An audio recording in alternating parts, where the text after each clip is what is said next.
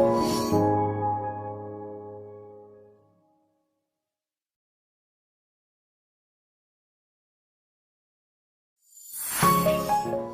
Dear student, जय हिंद जय राजधानी। मैं डॉक्टर रमेश यादव, राजधानी एजुकेशन ग्रुप पचकोड़िया जोबनेट जयपुर से सभी का स्वागत है अलग ही दुनिया में। और आज से चालू हो रही है हॉर्टिकल्चर। हॉर्टिकल्चर में एक्चुअली सारे के सारे ना जनरल सारे के सारे आपको पढ़ा चुके हैं। और मतलब जनरल का मतलब आपको फ्रूट्स पढ़ा दिए, वेजिटेबल्स आपको सारी पढ़ा दी है ना, मेडिसिनल प्लांट भी पढ़ा दिए हैं। और अब हमारा ना केवल जनरल पार्ट रहा हुआ है। तो लेट्स स्टार्ट। एक तो भैया कमेंट करने से पहले यहाँ का सिस्टम पता कर लेना। ये सारा घर का काम छोड़ के बैठे हो, कोई हमारे ऊपर एहसान कर रहे हो, छोड़ के बैठे हो तो ऐसे कमेंट नहीं करते। यहाँ पहले पता कर लेना क्या सिस्टम है यहाँ का, उसके बाद कमेंट करना। बेटा काम भी हो सकता है, कोई जरूरी थोड़ी है, कोई हो सकता है कोई आज पहले दिन शुरू हो रही है और कोई टेक्निकल इश्यू आ सकता है, इसलिए काम छोड़ के बैठे ये तो हमारे ऊपर एहसान कर रहे हो आप लोग। ऐसे नहीं करना भैया, पहले पता कर लो एक बार सिस्टम सारा। अच्छा लगेगा आपको, मजा आएगा पढ़ने में। भाई कैसे लोग हैं, किस तरह का है, ये कोई लल्लू पल्लू टाइप का काम नहीं बेटा। यहाँ we are in the top platform of India, not only in Rajasthan. Please control yourself. अब नाम तो इतना बढ़िया निकाल रखा है, कमेंट कंट्रोल है ही नहीं आप में। भाई टेक्निकल इश्यू हो सकता है, पहला दिन है। एक तो थोड़ा सा सामने कमेंट को इधर वाले को सही कर बेटा, ज़्यादा आगे चला गया। ठीक है बेटा, तो लेट्स स्टार्ट। और आज हम लोग शुरू करेंगे हॉर्टिकल्चर। पढ़ा देंगे बेटा, आपके लिए सब कुछ आपके लिए चला रखा है। अरे इधर वाले को करना भाई, इधर वाले को इधर करो बेटा। ठीक है भाई, चलो कोई बात नहीं, माफ कर देते हैं। नाम भी बच्ची का निकाल रखा, मुझे तो लगा नहीं बच्ची ऐसी कोई कमेंट कर सकती है, कोई बच्चा ही होगा। भाई घर का काम छोड़ के बैठे, मतलब अगले के ऊपर एहसान। Let's start horticulture. लो भाई, ये आ गया, पर्दा खुल गया है और हॉर्टिकल्चर आपकी शुरू हो रही है। शुरू से शुरू करेंगे एकदम राजधानी सुपर एग्रीकल्चर से, मैचिंग एकदम लाइन टू लाइन मैचिंग है बेटा। तो लेट्स स्टार्ट। सबसे पहले है हॉर्टिकल्चर वर्ड। भाई इसको फ्लिप को सही करो, ये सामने से मोड़ बेटा। हॉर्टिकल्चर वर्ड किसने दिया था, यहां से स्टार्ट करेंगे। मेरे को लिखने का कोई काम नहीं है, आप कॉपी पेन तैयार रखें, नोट करते जाए।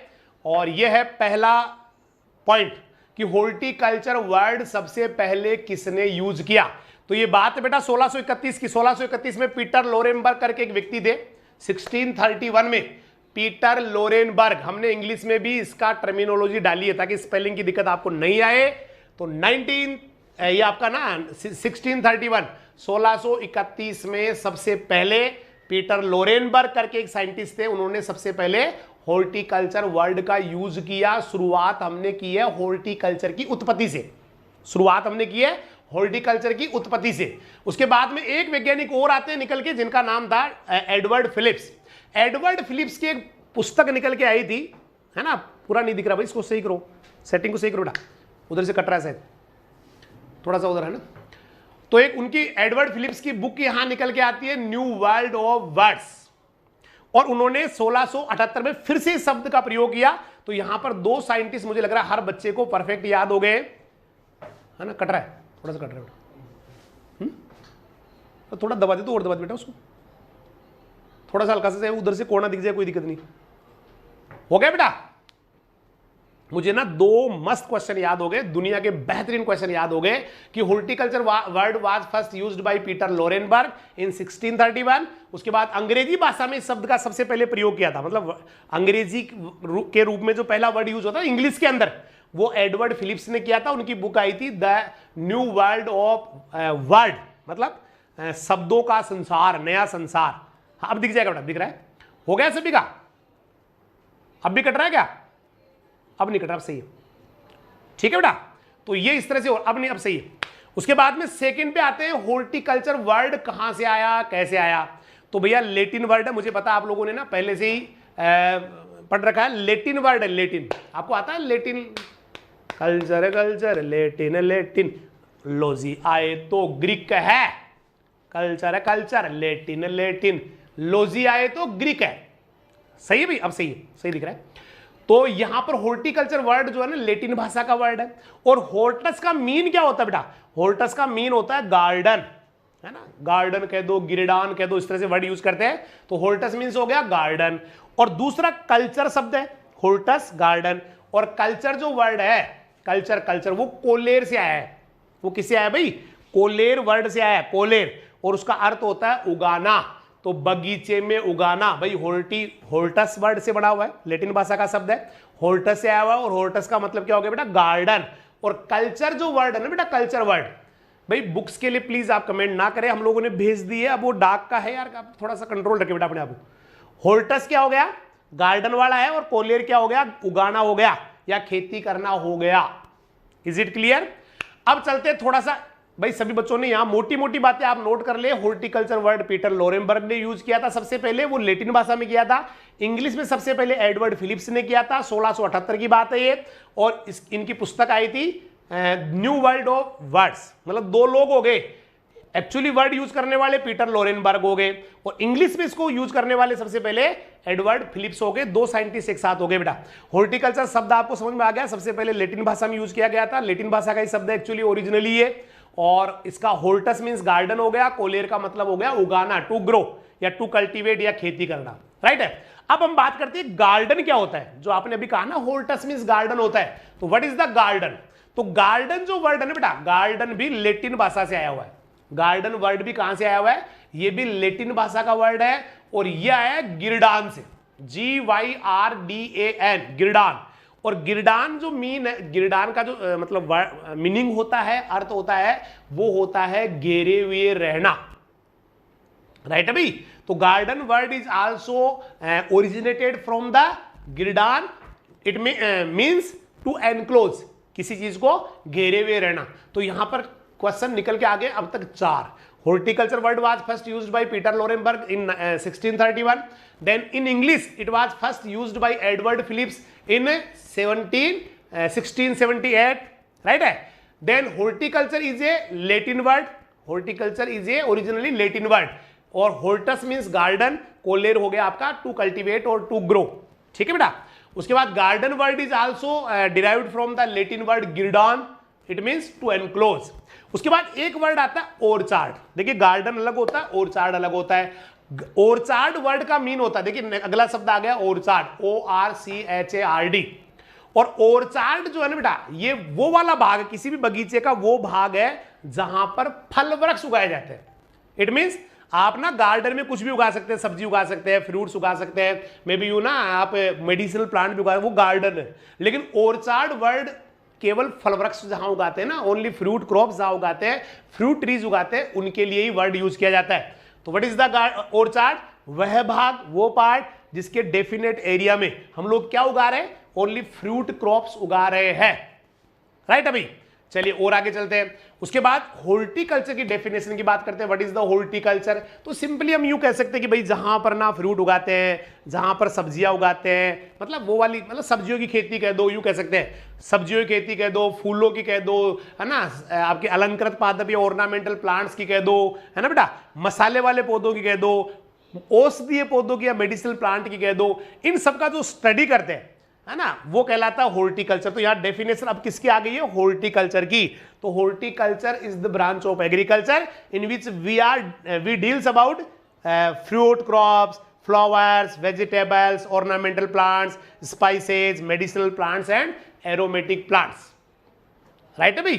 बेटा सारी क्लासें वापस चालू कर दी, आज से सारी एनिमल्स, बेंड्री सब लगना शुरू हो जाएंगी बेटा। बीच में थोड़ा सा ज्यादा वर्कलोड हो गया था, नस्लों की क्लास भी लगेगी बेटा, सारी लगेगी, इसलिए आप उन जो पढ़ा रहे हैं ना उस पर फोकस करो।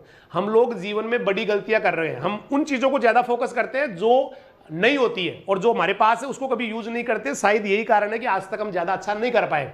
एक बार सोचना बेटा, जो चीज आपके सामने उस पर फोकस करना है, बाकी हम आपके लिए तैयार बैठे बेटा। थोड़ा वर्कलोड था बीच में, थोड़ा सा माफी चाहूंगा मैं आपसे, बीच में डिस्टर्बेंस रहा, बाकी कंटिन्यूटी अब रहेगी। Please focus on the major topic, और वो आपका हॉर्टिकल्चर।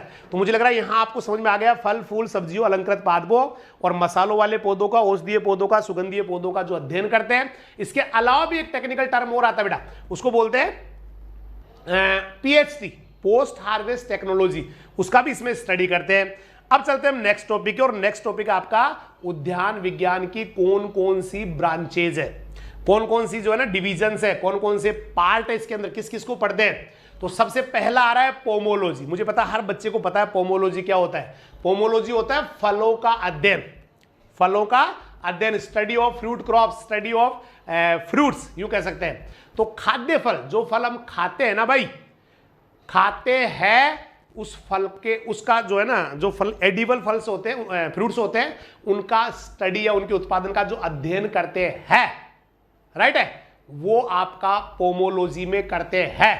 समझ में आ गया भाई? सर जेड 63%, जेड नहीं है बेटा, वो डायरेक्ट आप थोड़ा सा पता कर लेते पहले, है ना, वो डायरेक्ट सिलेक्शन वाले। एक तो कोई भी कमेंट करो थोड़ा सा पता कर लिया करो, ऐसे यूं चलते मत पड़ो बेटा, थोड़ा मजबूत बढ़ाओ अपने आप को। तो खाद्य फलों का उत्पादन का अध्ययन वो करते हैं पोमोलॉजी के अंदर। 63% बच्चे हमारे थे डायरेक्ट सिलेक्शन में, पता आपको पूरे राजस्थान 35% पे था, हम लोग 63% पे थे। करेक्ट, समझ में आ गया? चलिए बेटा, तो पोमोलॉजी हो गया study of edible fruits, study of edible fruits.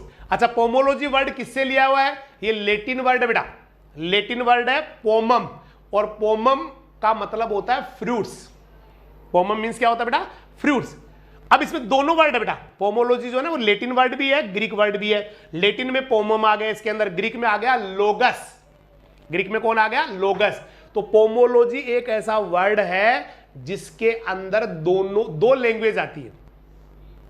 Pomology दो लैंग्वेज रखता है, ग्रीक भी रखता है, और पोमम कौन सा हो गया? लेटिन हो गया, और ग्रीक लोगस हो गया। वेरी वेरी इंपॉर्टेंट क्वेश्चन है बेटा।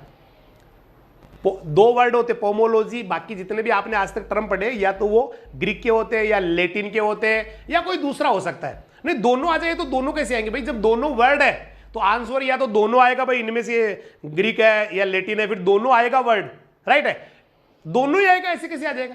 ये तो क्वेश्चन जब है दोनों तो दोनों ही आएंगे, और उसका आंसर दोनों ही होंगे, मतलब तीसरा आएगा उपरोक्त दोनों, ऐसे आएगा, राइट है। समझ में आ गई बात? हाँ, अगर अलग से पूछ रहे कि आप सिर्फ पोमम बताओ, तो पोमम तो मैंने कहा लेटिन है, लेकिन लोगस जो है ना बेटा ग्रीक है। अब इसके कई बार ना एक क्वेश्चन आता, आपने कई एग्जाम्स में पढ़ा होगा कि सिस्टेमेटिक पोमोलॉजी के फादर कौन है? Who is the father of systematic pomology?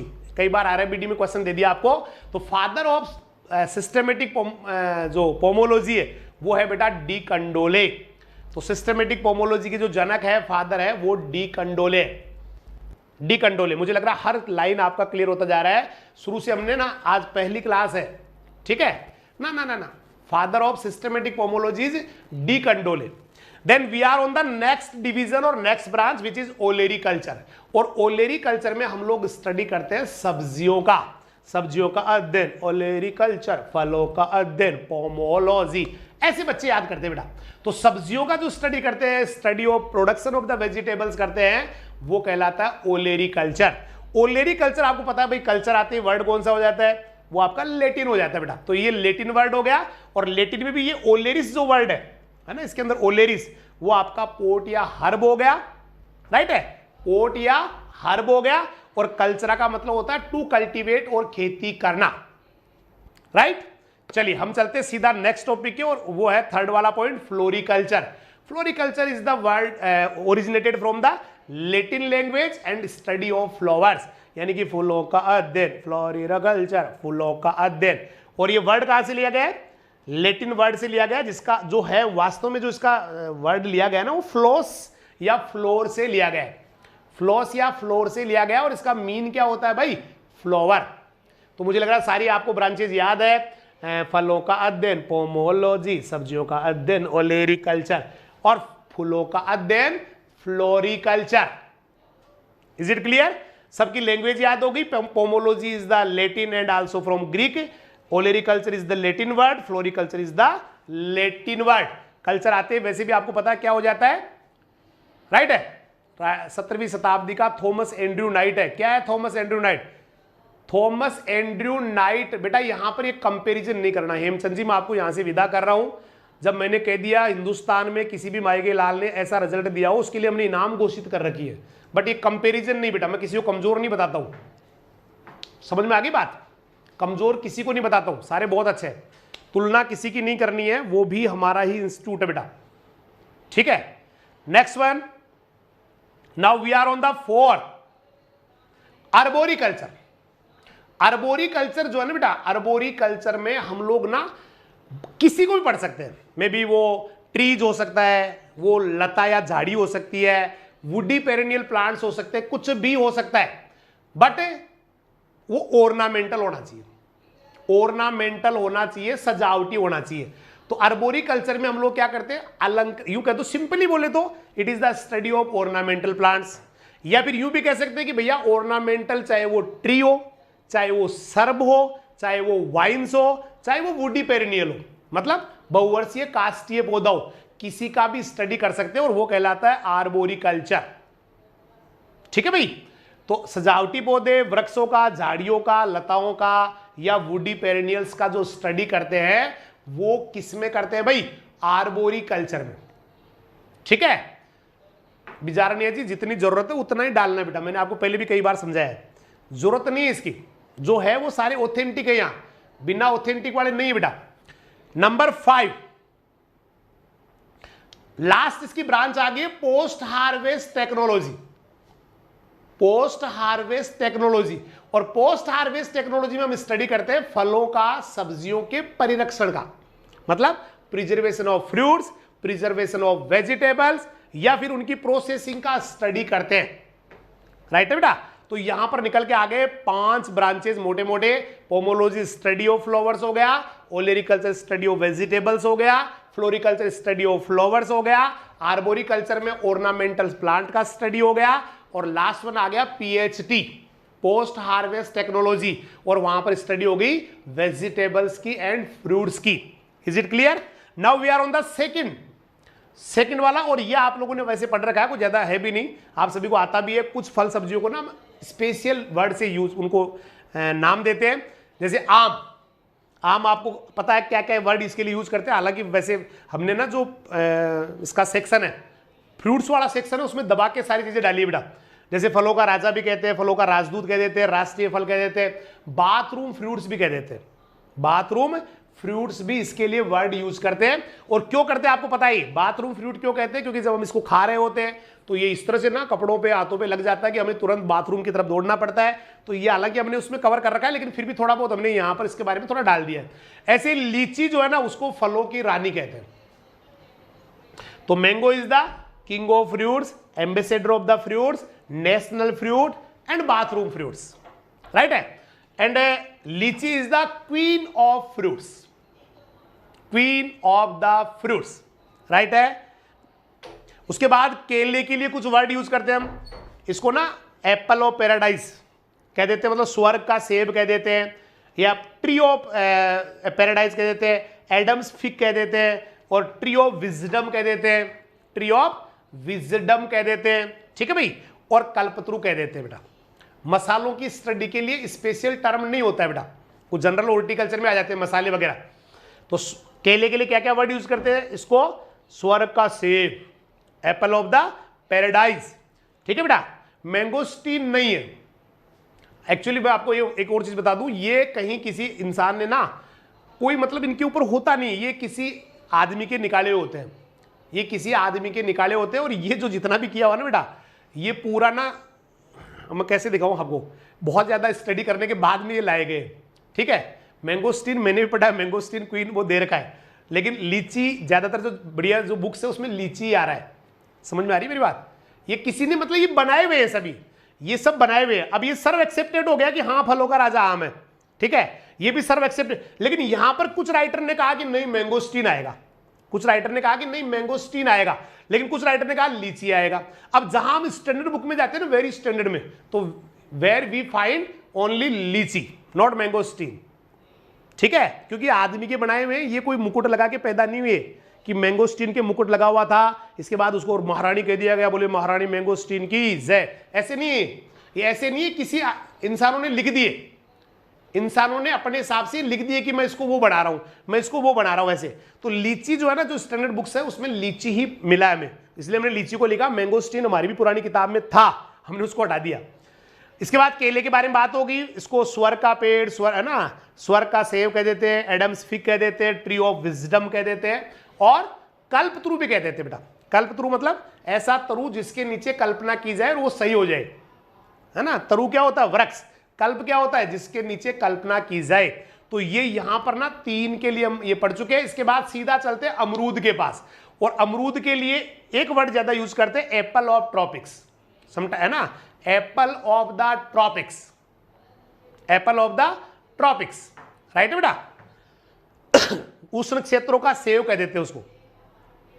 चलिए नेक्स्ट पे चलते हैं। और ये आ गया बेर। बेर के लिए भी हमने ना बहुत सारे वर्ड बना रखे हैं, खूब सारे।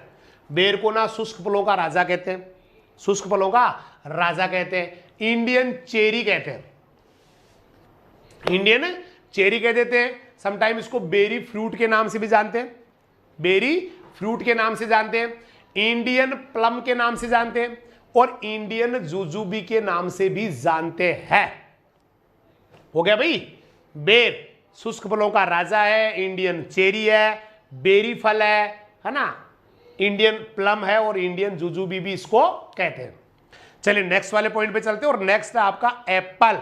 एप्पल के लिए king of the temperate fruits, king of the temperate fruits के नाम से इसको जाना जाता है। बटर फ्रूट के नाम से भी जानते हैं अवोकाडो को, AVOCADO। अवोकाडो तो आपने देखा होगा, अवोकाडो एक ग्रीन फ्रूट आता है, इसका जूस भी ग्रीन होता है राइट भाई।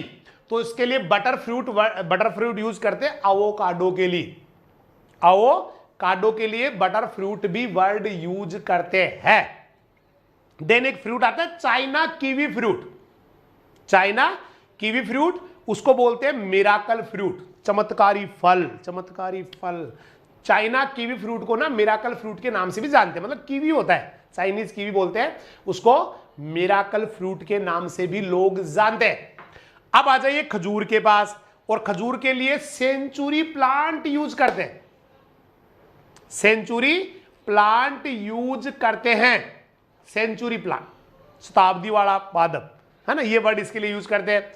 टीक फलों का राजा, मतलब जंगलों का, सॉरी जंगलों का राजा है टीक या सागवान। हमारे साउथ राजस्थान में बहुत होते हैं है ना, साउथ राजस्थान में बहुत होते हैं टीक या सागवान, एक ही बात है। अंग्रेजी में टीक कहते हैं, हिंदी में सागवान कहते हैं, और इसको कहा जाता है जंगलों का राजा, king of the forest, king of the forest. ठीक है भाई। Now we are on the next topic, jamun. और जामुन के लिए वर्ड यूज करते हैं दोस्त, क्या क्या यूज करते हैं, इंडियन ब्लैकबेरी, जामुन जामुन इंडियन ब्लैकबेरी कहते हैं, या उसके लिए ना जावा प्लम भी वर्ड यूज किया जाता है, जावा प्लम इंडियन ब्लैकबेरी। चलिए इसके बाद सीधा चलते हैं पपीता के पास, पपीता, और ये हो गया पपीता। पपीता को कहते हैं मेलन ट्री या ब्रेकफास्ट फ्रूट, मेलन ट्री, यहां कोमा जरूर लगा लेना बेटा, जो बच्चे उतार रहे हैं वो मेलन ट्री के बाद कोमा लगा लेना, या इसको बोलते हैं ब्रेकफास्ट फ्रूट पपीता के लिए। तो पपीता के लिए दो वर्ड यूज करते हैं, इसको मेलन ट्री के नाम से भी जानते हैं लोग, ब्रेकफास्ट फ्रूट के नाम से भी जाना जाता है। चलिए नेक्स्ट पे चलते हैं, और वो आ गया आंवला, अनोला। और आंवला के लिए इंडियन गूजबेरी वर्ड यूज करते हैं, इंडियन गूजबेरी, या फिर मलाका ट्री यूज करते हैं, मीरा बालन के नाम से भी जानते हैं आंवले को। क्या बात कर रहे हो, मीरा बालन, यस मीरा बालन भी कहते हैं इसको। मैंड्रीन फैंसी फ्रूट भी कहते हैं बेटा, मैंड्रीन फैंसी फ्रूट भी कहते हैं। Is it clear? चलिए हो गया होगा सभी का, स्क्रीनशॉट ले लो या उतार लो, जैसे भी आप कर रहे हो, है ना। चलिए नेक्स्ट पे चलते हैं, काली मिर्च।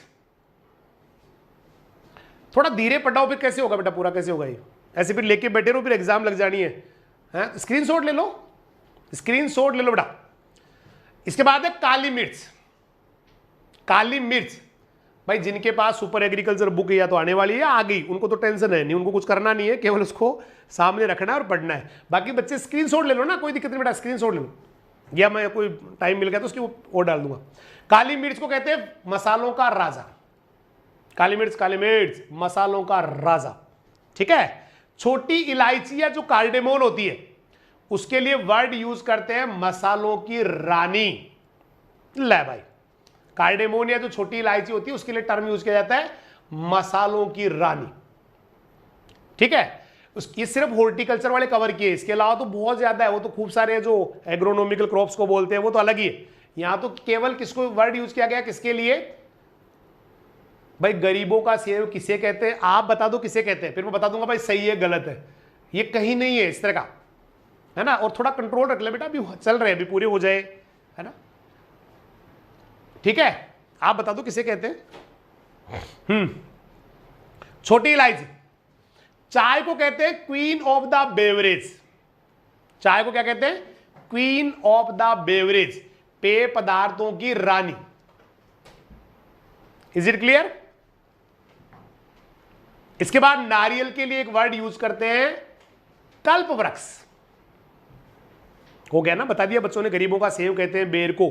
एक बार ढूंढना इसको, एक बार ना नेट पे जाके ढूंढना कि गरीबों का एप्पल ऑफ द कहीं बेर आता है क्या। आ जाए तो मेरे को बता देना व्हाट्सएप करके। आ जाए ना कोई भी कहीं लिखा हुआ तो मेरे को व्हाट्सएप कर देना कि सर आ गया, क्योंकि मेरे को तो कहीं मिला नहीं आज तक। पहले मैंने भी, हमारी भी पुरानी बुक में डाल रखा था हमने, इस बार इसीलिए हटाया क्योंकि दुनिया में कहीं नहीं मिला वो लिखा हुआ। कुछ छोटी है ना, 2-4-5 किताबों में लिखा है उसको, इसलिए मिला नहीं, ऑथेंटिक नहीं था, इसलिए इसको हमने कर दिया बेटा, साइड में कर दिया। नहीं तो पुरानी किताब में है, अगर पुरानी किताब है ना आपके पास सुपर एग्रीकल्चर, तो उसमें डाल रखा हमने, लेकिन उसको रिप्लेस कर दिया क्योंकि कहीं ऑथेंटिक इसके बारे में जानकारी नहीं है। फालसा, स्टार एप्पल, फालसा को कहते हैं स्टार एप्पल के नाम से, मैंने कहा ना वही रखा है जो ऑथेंटिक है, ठीक है। ग्लेडियोलस, इसको कहते हैं फूलों की रानी, ग्लेडियोलस फूलों की रानी। हाँ तो आता तो एक बार सर्च कर लेना बेटा, बता देना मेरे को, मिल जाए तो मैं डाल दूंगा नेक्स्ट वाले उसमें, मैं मना नहीं कर रहा हूं।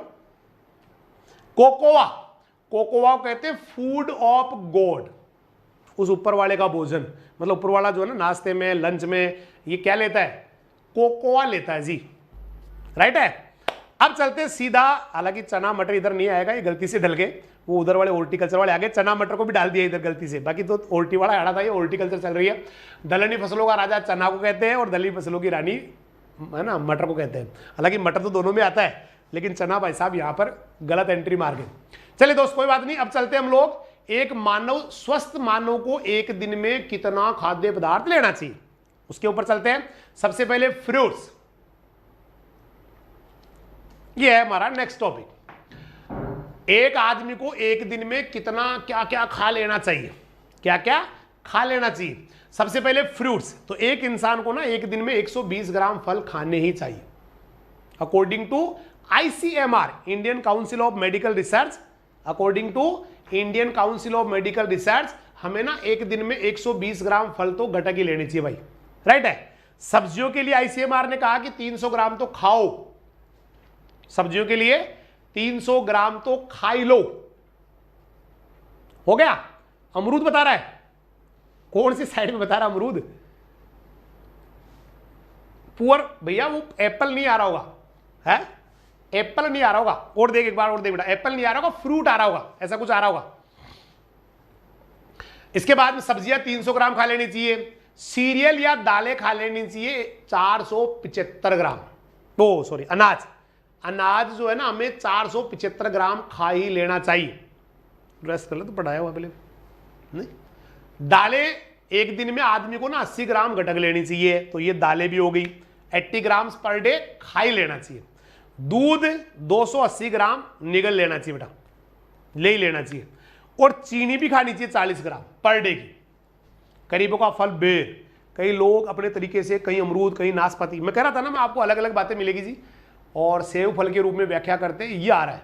लेकिन ये भी कोई ऑथेंटिक नहीं है, ये भी मेरी साइट पे डाला हो सकता है, किसी और आपके दोस्त की साइट पे भी डाला आ सकता है।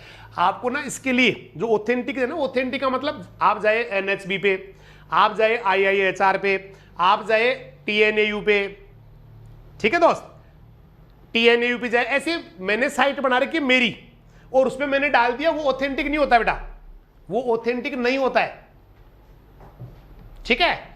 और आप खुद ही कह रहे हो अलग अलग तरीके से, कोई हम नाशपाती बता रहा है, कोई ये बता रहा है, कोई वो बता रहा है, तो बस बाहर हो गया सिस्टम से। आप जो लिखा वो भी अलग, उसमें भी सही नहीं है, एक जगह नहीं आएगा। चलो कोई नहीं, उसको छोड़ो आप। अब चलते हैं सीधा, हम लोग पढ़ेंगे विटामिन के बारे में। ले भाई, ये आगे विटामिन। विटामिन भी आपने अलग अलग तरीके से ना कई बार पढ़े होंगे, लेकिन आज हम लोग केवल वो वाले पॉइंट्स को ज्यादा टच करेंगे जो एग्जाम्स में आते हैं या बहुत इंपॉर्टेंट होते हैं। क्योंकि विटामिन मुझे पता है जब 9th क्लास से आपने पढ़ना शुरू किया ना, तो उसके बाद में दिमाग में ये बड़ी प्रॉब्लम कर रहे हैं, विटामिन नाम आते भाई यार कैसे क्या करेंगे इनको। तो हम लोग ना इसको हाँ अब बिल्कुल परफेक्टली लेंगे। सबसे पहले है विटामिन ए। विटामिन ए या विटामिन ए का साइंटिफिक जो नेम होता है ना बेटा, वो केरोटीन होता है। वो क्या होता है? Carotene. Is it clear? Carotene is the scientific name of vitamin A. Actually vitamin A जो बनता है ना, वो बीटा कैरोटीन से ही बनता है। इसका जो प्रिकर्सर होता है ना विटामिन ए का, विटामिन ए का जो प्रीकर्सर है, पूर्व पदार्थ होता है, वो बेटा बीटा कैरोटीन होता है।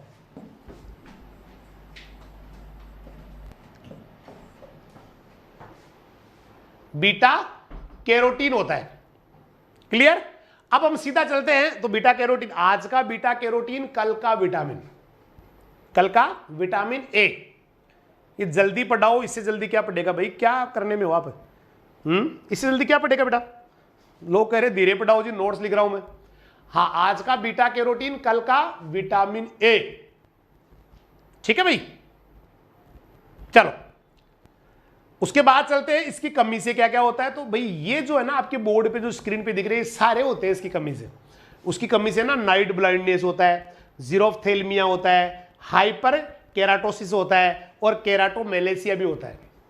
तो विटामिन ए की deficiency of vitamin A will cause night blindness, xerophthalmia, hyper keratosis या केराटोमेलेसिया। क्लियर? चलिए, लेकिन यहां पर टेक्निकली जो ज्यादा मतलब, हालांकि ये कभी पूछने वाला रहा नहीं, आपका जो लेवल है उसके हिसाब से ये क्वेश्चन रहा नहीं, फिर भी कभी कभी ना नाइट ब्लाइंडनेस और जीरोफ्थेल्मिया ये दोनों टर्म ज्यादा पूछ लेते हैं कि जीरोफ्थेल्मिया किसकी कमी से होता है। That will be the deficiency of vitamin ए। अब कोई ज्यादा खा जाए तो, मान लो कोई विटामिन ए ना ओवरडोज ले रहा है, बस वो तो सुबह सुबह विटामिन ए, दिन में भी विटामिन ए, है ना, ऐसे, तो उसके लिए क्या प्रॉब्लम आ सकती है? तो वहां उसके लिए एक टेक्निकल वर्ड आता है ये वाला, हाइपर विटामिनोसिस। एनिमल के बेटा वापस कंटिन्यू कर देंगे आज, ठीक है? मैं ही बता दूंगा, कोई क्या बताएगा मैं ही बताऊंगा, और दूसरा तो कौन बताएगा।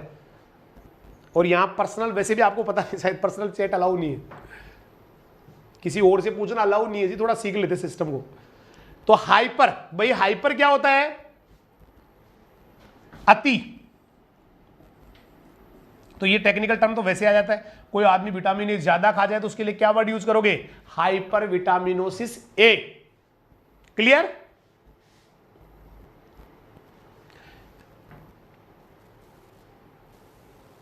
चलिए अब लेते हैं सोर्सेस। तो सबसे ज्यादा जो हमारे नजर में जो विटामिन ए होता है वो आम के पास है। कितना रखता है आम पता है आपको? 4800 IU। याद आ रहा है? आम में विटामिन ए होता है 4800 इंटरनेशनल यूनिट पर 100 ग्राम। क्लियर? आम यस। देन नंबर 2 पे पपीता, पपीता रखती है 2020 इंटरनेशनल यूनिट पर 100 ग्राम। थर्ड नंबर पे आती है बथुआ की पत्तियां, leaves of the chenopodium album, और उसके अंदर मिलेगा आपको 11300, 11,300 इंटरनेशनल यूनिट पर 100 ग्राम। 11,300, क्या बात कर रहे हो? 11,300। चलिए उसके बाद में किसके पास मिलने वाला है? तो छोटे मोटे कई लेके घूम रहे। देखो आपको घर की बात बताऊं, मछली के लीवर में खूब मिलता है, दूध में मिल जाता है ना, दूध और दूध के उत्पादों में मिल जाता है, संतरे में मिल जाता है, पके हुए पीले फलों में मिल जाता है, गाजर में मिल जाता है, कद्दू में मिल जाता है, पालक में मिल जाता है, और धनिया भाई साहब भी ना विटामिन ए लेके घूम रहे। ठीक है, हो गया क्लियर? एक आदमी को ना एक दिन में 350 ग्राम आम खाने से, ध्यान देना, एक आदमी एक दिन में अगर 350 ग्राम आम खा जाता है तो पूरा विटामिन ए पा जाता है, और साथ साथ में आधा विटामिन सी भी पा जाता है। लो भाई, एक आदमी एक दिन में अगर 350 ग्राम आम खा जाता है, हाँ पीले फलों में खूब होते हैं, बिल्कुल सही जवाब है। एक आदमी एक दिन में 350 ग्राम आम अगर खा लेता है, विटामिन ए पूरा पा लेता है और विटामिन सी आधा पा लेता है। ठीक है, 2500 होता है बेटा, 2500। एक बार तू ये जो है ना, ये सारे एकदम मतलब बहुत ज्यादा वो क्लियर किए हुए, बहुत ज्यादा जो है ना जगह से देख के और जो स्टैंडर्ड है ना उससे लिया गया है, इसलिए इन पे तो कभी क्वेश्चन मार्क लगाना ही मत। आपने क्या पढ़ा है, किताब में क्या दिया हुआ है, उससे फर्क नहीं पड़ता, इन पे तो कभी क्वेश्चन मार्क लगाना ही मत। ठीक है बेटा, बाकी बहुत अच्छी बात है, आपने 2500 याद कर रखा, बधाई हो आपको। Now we are on the question point number 2 और हमारा आ गया vitamin B. Vitamin B, vitamin B, और विटामिन बी में पहला आ रहा है विटामिन B1। विटामिन B1 मैंने कहा ना, इन पे तो क्वेश्चन मार्क लगाना ही मत, इन पे तो एक एक लाइन पे 3-3 घंटे खराब किए हुए हमारे, एक एक लाइन पे 3-3 घंटे, तब जाके हम राइट चीज लेके आए, तब जाके परफेक्टली उसको डाला, नहीं तो उसको हटा ही दिया। हमें कहीं नहीं मिला कि गरीब का सेव बेर होता है, हमने नहीं डाला, किसी किताब को देके नहीं डाला, मतलब जो स्टैंडर्ड बुक्स है उसमें नहीं था तो हमने डाल दिया, भले चाहे क्वेश्चन आए कुछ भी हो, गलत नहीं डालना है। मतलब गलत का मतलब जब तक कंफर्म गलत नहीं, मैं गलत नहीं बता रहा हूं, वो सही भी हो सकता है, लेकिन जब तक हमें कंसेप्ट क्लियर नहीं होना तब तक उसको नहीं डालना है। चलिए विटामिन B1, और विटामिन B1 का साइंटिफिक नेम होता है थायमीन। ठीक है, विटामिन B1 की कमी से क्या क्या होता है आपको सबको आता है, एक तो होता है बेरी बेरी, राइट है, एक बेरी बेरी होता है, एक डाइजेस्टिव सिस्टम वीक हो जाता है, एक होता है वर्निक कोरास्कोप सिंड्रोम प्रॉब्लम। तो ये हो गए डेफिशिएंसी सिम्टम्स, बेरी बेरी, पाचन तंत्र कमजोर, या फिर एक वर्निके कोरास्कोप सिंड्रोम एक प्रॉब्लम आती है, वो इसके अंदर हो जाती है बेटा। ठीक है, ये हो जाती है इसके अंदर बेटा। एग्जाम सारी की सारी कंफर्म है, प्लीज पर्सनल क्वेश्चन यहां अलाउ नहीं है, ये क्लास चल रही बेटा, शाम वाली 7:30 वाली में खूब पूछ लेना, सबका जवाब दे दूंगा मैं। ये केवल focus on the study, exam लगने से किसी का सिलेक्शन नहीं होता है, एग्जाम खिसकने से भी आज तक मुझे नहीं लगा किसी का सिलेक्शन हुआ है। फोकस ऑन द स्टडी, अगर आपको जिंदगी में कुछ करना है तो प्लीज, नहीं तो जा रहा है, तो जा रहा टाइम गया, थोड़ा सा और बचा, इतना गया पूरा पूरा। अब आ जाओ अधिकता से क्या हो सकता है, तो भाई साहब अगर विटामिन बी ज्यादा हो जाए तो लोग ऊंगने लग जाते हैं, ले ड्रोजीनेस, मांसपेशियां हो जाती है ढीली, तो ड्रोजीनेस आ जाती है, या मसल्स रिलैक्सेशन हो जाता है। क्या समझ में आ रहा है भाई? अगर कोई आदमी विटामिन B1 ज्यादा खा रहा है, सुबह भी विटामिन B1 मतलब मिर्च ज्यादा खा रहा है, राइस पॉलिशिंग ज्यादा ले रहा है, काजू ज्यादा खा रहा है, राइट है, तो उसको प्रॉब्लम हो सकती है, तो ऊंगने वाली, ऊंग रहा है, या फिर मांसपेशियां हो सकती है उसकी ढीले। अब लेते हैं इसके सोर्सेज क्या क्या है, तो सबसे पहले आता है इसमें मिर्च, और मिर्च में ये मिलता है 0.55 mg पर 100 ग्राम, है ना भाई। इसके अलावा राइस पॉलिशिंग, जो राइस के ऊपर पॉलिश आती है उसमें भी अच्छे वाला होता है विटामिन B1। काजू भाई साहब बहुत अच्छा लेके बैठे हैं, अखरोट में अच्छा होता है, पोर्क जिसको आप सुअर का मांस कहते हैं उसमें भी अच्छे वाला होता है, जई का जो चारा आता है, राइट है बेटा, ओटमील उसमें भी अच्छे वाला होता है, ब्राउन जो राइस होता है भूरा चावल उसमें भी बहुत अच्छा होता है, और पत्ती वाली सब्जियां भी विटामिन B1 का भंडार है जी। ठीक है, मछलियां लेके बैठी है, अंडों में बहुत है, मांस में भी बहुत है विटामिन B1। तो vitamin B1 on the screen है। सबसे पहले तो कमी से क्या होता है, बेरी बेरी होता है, पाचन तंत्र कमजोर हो जाता है। इसके अलावा एक वर्निके कोरास्कोप करके सिंड्रोम एक प्रॉब्लम आती है, वो हो जाती है। कब ज्यादा हो जाए तो आदमी ऊंघता है भाई, ऊंघता है, राइट है, मांसपेशियां उसकी ढीली हो जाती है। और ये आपके सारे के सारे यहां पर सोर्सेज हो गए हैं, मैं साइड में हो गया हूं, जिसको स्क्रीनशॉट लेना वो ले ले। Now we are on the next, और वो है विटामिन B2 राइबोफ्लेविन। ऊंघना क्या होता है भाई, नींद में सी रहना, है ना, ऐसे ऐसे करके आंखें नहीं खुल रही ढंग से, उसको ना ऊंघना, उनिंदो, sometime you can say the sleepy man या मैन विद स्लीप। अब आ गया B2 जो है ना बेटा, B2 उसको बोलते हैं राइबोफ्लेविन, आपके सामने साइंटिफिक नेम इज राइबोफ्लेविन। और इसकी कमी से क्या होता है, तो डेफिशिएंसी डिजीजेस देख लेते हैं। एक तो होता है फोटोफोबिया, फोटोफोबिया जिसको कहते हैं त्वचा का फटना, तो B2 कम हो गया, चमड़ी फटना शुरू हो जाएगी, that will B photophobia, right. एक होता है एरिबोफ्लेविनोसिस, एरिबोफ्लेविनोसिस। एक प्रॉब्लम होती है ग्लोसिड्स, एंगुलर स्टेमेटाइटिस भी होता है। ये सारी की सारी प्रॉब्लम होती है कमी से। फोटोफोबिया, एबिनोफ्लेविनोसिस, ग्लोसिड्स, एंगुलर स्टेमेटाइटिस, ये सारे मेडिकल टर्म है बेटा, पूरे के पूरे मेडिकल टर्म है, इसकी कमी से ये प्रॉब्लम होती है, ये प्रॉब्लम होती है, ये प्रॉब्लम और ये प्रॉब्लम। अगर आपको देखना है ना तो आराम से इनको एक एक को उठाना, गूगल पे डालना। अगर आपको स्टडी करनी है और सिंपली आपको विटामिन ही पढ़ने हैं तो यहां पर ये पूरा हो जाता है। फोटोफोबिया इसकी कमी से हो रहा है, एरिबोफ्लेविनोसिस हो रहा है, ग्लोसिड्स हो रहा है, एंगुलर स्टेमेटाइटिस भी हो रहा है। Is it clear? अब सबसे ज्यादा विटामिन B2 किस में होता है? तो very very very very most question है बेल, जिसको आप बील कहते हैं, एगेलस मार है ना, एगल मार्मेलोस कहते हैं। विटामिन B2 का सबसे रिचेर सोर्स होता है बेल बेल बेल बेल बेल बेल, राइट है। उसके बाद 2 नंबर पे आती है पपीता, नंबर 3 पे आती है लीची। बाकी तो भैया हमने तो आंख मीची और लिख डाला सारा का सारा, मतलब बाकी तो है ही सारे के सारे, राइट है। मीची जानते हो ना, बंद करना। तो bael is the richest source of vitamin B2, papita is the second richest source of the vitamin B2 and litchi is the third source of vitamin B2। उसके बाद मेथी की पत्तियां, ये आपकी ना डेयरी वाले प्रोडक्ट, केले आ गए, पॉपकॉर्न, फूलिया पॉपकॉर्न आ गया है ना, हरी फलियां आ गई, मिल्क पाउडर आ गया, मछली आ गई, दालें आ गई, एस्पेरेगस भी आ गया। तो ये सारे के सारे ना richest source of the vitamin B2 है, जहां पर विटामिन बी आपको B2 मिल सकता है। तो विटामिन B2 का नाम राइबोफ्लेविन हो गया। फोटोफोबिया इसकी कमी से हो रहा है, फोटोफोबिया त्वचा का फटना इसकी वजह से हो रहा है, एरिबोफ्लेविनोसिस हो रहा है, इसके अलावा ग्लोसिड्स हो रहा है, एंगुलर स्टेमेटाइटिस हो रहा है। बेल सबसे ज्यादा विटामिन B2 लेके घूम रही है, राइट। उसके बाद पपीता नंबर 2 पे है, लीची नंबर 3 पे, बाकी इनमें भी पाया जाता है। बेल की स्पेलिंग बेटा BAEL होता है। Is it clear? Now we are on the 4th point, that will be vitamin B3।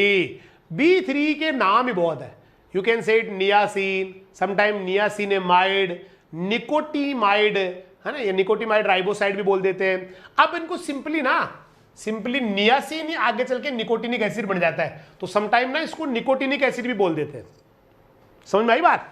दोबारा सुनना, विटामिन B3 के जो नाम निकाले ना वो नियासिन, और नियासिन आज का नियासिन कल का निकोटिनिक एसिड है। तो अगर आपको ना लाइफ में कभी इसका नाम निकोटिनिक एसिड लिखा हुआ मिल जाए तो भी आप बुरा मत मानना, वो नियासिन ही निकोटिनिक एसिड बनता है बेटा। क्या बन जाता है? नियासिन ही आगे चल के निकोटिनिक एसिड बन जाता है। तो इसका साइंटिफिक नेम हो गया नियासिन या नियासिनेमाइड या निकोटीमाइड राइबोसाइड। निकोटीमाइड राइबोसाइड, ये इसके सारे के सारे हो गए साइंटिफिक नेम। सही चल रहा है भाई? समझ में आ रहा है सभी को? हाँ, नियासिन कह दो, निकोटिनिक एसिड कह दो, हाँ मतलब आज का नियासिन कल का निकोटिनिक एसिड, यूं भी कह सकते हो, राइट है। अब चलते विटामिन B3 की कमी से होता क्या है। तो कुछ बच्चों ने ऑलरेडी लिख दिया, बहुत अच्छे बच्चे भी हैं, और वो है पेलाग्रा। पेलाग्रा त्वचा संबंधी डिजीज होती है बेटा, it is the skin disease, या जीभ पर हो जाते हैं काले काले घेरे, जीभ पे हो जाते हैं काले काले घेरे।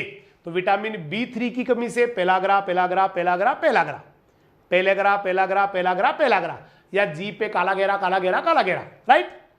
अब कोई ज्यादा खा जाए कि भाई साहब मैं तो ना सुबह भी विटामिन B3 ले रहा हूं, दिन में भी ले रहा हूं, शाम को भी ले रहा हूं, सुबह भी ले रहा हूं, तो उसको बहुत बड़ी प्रॉब्लम हो सकती है लीवर को लेके। It can damage your liver, मतलब जिसको भी खाने वाला है, भगवान न करे आपका है ना, तो डैमेज करता है बेटा, लीवर को नुकसान करता है। It can damage anybody's liver, इसलिए इसको 2 ग्राम प्रतिदिन से हमेशा, है ना, अगर 2 ग्राम प्रतिदिन से हमेशा कम ही लेना चाहिए। अगर 2 ग्राम पर डे से ज्यादा किसी ने खाया है तो लीवर डैमेज हो जाना है, बाकी प्रॉब्लम्स भी आ सकती है, राइट। देन अब लेते हैं किस में मिलता है। तो भैया इसके जनरल सोर्सेज है, मतलब कोई स्पेसिफाइड नहीं है। मांस खाओ, मछली खाओ, दूध खाओ, अंडा खाओ, सूखे मेवे खाओ, या फिर हरी हरी सब्जियां खाओ, मशरूम खाओ या दालें खाओ। मांस खाओ, मछली खाओ, दूध खाओ, अंडा खाओ, सूखे मेवे, हरी सब्जियां, मशरूम, दालें, यू कैन टेक, इन सबको ले सकते हो, you can eat. Is it clear? Now we are on the question point number 5, और वो है, मतलब अगला आ गया ना, विटामिन B5। विटामिन B5 का नाम होता है पेंटोथेनिक एसिड। इसकी कमी से जो प्रॉब्लम आती है उसको बोलते हैं पढ़ा है कभी आपने? पेरेस्थेसिया। पेरेस्थेसिया का मतलब संवेदनाओं का थोड़ा सा पता लगना कम हो जाता है ना, संवेदनाएं जो है ना वो कम, सेंसिटिवनेस जो है ना कम हो जाती है बेटा। और इसके अलावा भी इसका एक यूज होता है, ये वसा और कार्बोहाइड्रेट का जो एनर्जी है उसका उपयोग करने में भी काम आता है। मैंने वसा खाई, घी खाया या फिर कार्बोहाइड्रेट खाई, तो उसका ना बहुत अच्छे वाला यूज हो, उसके लिए विटामिन B5 चाहिए। एड्रिनल हार्मोन बनने के लिए भी चाहिए। एड्रिनलिन हार्मोन जो ग्रंथि है एड्रिनलिन, वो निकालती है एड्रिनल हार्मोन, तो एड्रिनल हार्मोन बनने के लिए भी ये चाहिए। आरबीसी बनने के लिए भी ये चाहिए। ये लो। तो इसकी कमी से क्या हो सकता है बेटा? एक ही प्रॉब्लम होती है, मोटी और मोटी, क्या? Paraesthesia. B5 paraesthesia, B5 paraesthesia. इसके अलावा फैट और कार्बोहाइड्रेट, इनकी जो एनर्जी है ना उसका बॉडी तभी उपयोग कर पाएगी जब विटामिन B5 होगा, जब विटामिन B5 होगा। एड्रिनल हार्मोन और आरबीसी बनने के लिए भी चाहिए तेरा विटामिन B5, राइट? ठीक है। अब ज्यादा खा गया तो खा जाए, आदमी है खा जाए भाई, हाँ, जब उसको लगे फ्री का पड़ा तो उठा उठा के है ना, तो क्या प्रॉब्लम हो सकती है? तो उसको दस्त लग सकते हैं बेटा। एक प्रॉब्लम दस्त लग सकते हैं, हो सकता है उसको जी मसला है उसका, है ना, जी मसली आए या मतली आए, या फिर हार्ट बर्न भी हो सकता है, हार्ट बर्न, है ना, कलेजे में जलन भी हो सकती है। तो विटामिन B5 का अगर कोई ओवरडोज लेता है उसको दस्त हो सकते हैं, उसको जी मसलाने की प्रॉब्लम हो सकती है, या उसको हार्ट बर्न भी हो सकता है, कलेजे में जलन भी लग सकती है, राइट है? दोबारा देख लो भाई, विटामिन B5 पेंटोथेनिक एसिड हो गया, इसकी कमी से ना पता लगना, मतलब टचकार इनका पता लगना कम हो जाता है। हालांकि 2 विटामिन होते हैं जो इसके लिए जिम्मेदार होते हैं, भी एक और आएगा। इसके अलावा मैंने घी खाया या कार्बोहाइड्रेट खाया तो मेरी एनर्जी जो है ना बॉडी में तभी जाएगी जब विटामिन B5 होगा। एड्रिनलिन हार्मोन जो एड्रिनलिन ग्रंथि से बनता है उसको बनने के लिए भी विटामिन B5 चाहिए, आरबीसी बनने के लिए भी चाहिए। ज्यादा खा लिया तो बेटा निकल जाएगा वापस दस्त के रूप में, या फिर उसकी जी मसलाने की प्रॉब्लम हो सकती है, या उसको हार्ट बर्न हो सकता है, मतलब कलेजे में जलन हो सकती है। ये जो है ना इसकी हो गई। अब मिलता किसमें है, सोर्सेज क्या है? तो एक तो मिलता है ब्रोकली में। ब्रोकली तो सारे बच्चे जानते होंगे भाई, ब्रोकली ब्रोकली ब्रोकली ब्रोकली में मिलता है, एवोकाडो में मिलता है, मांस में मिलता है, अंडों में मिलता है और दूध में मिलता है।